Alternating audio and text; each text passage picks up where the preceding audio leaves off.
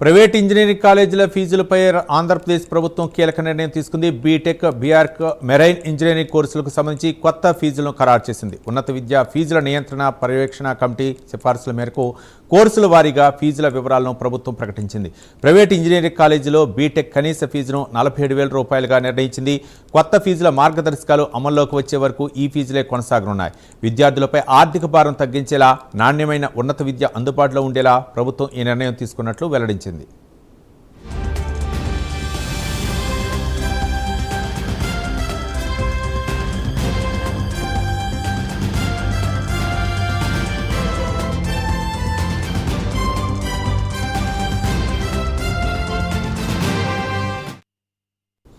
Private engineering కాలేజీల ఫీజులపై ఆంధ్రప్రదేశ్ ప్రభుత్వం కీలక నిర్ణయం తీసుకుంది. బీటెక్, బీఆర్క్, మెరైన్ ఇంజనీరింగ్ కోర్సులకు సంబంధించి కొత్త ఫీజులు ఖరారు చేసింది.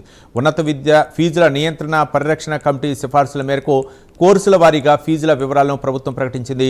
ప్రైవేట్ ఇంజనీరింగ్ కాలేజీలో బీటెక్ కనీస ఫీజును 47,000 రూపాయలుగా నిర్ణయించింది.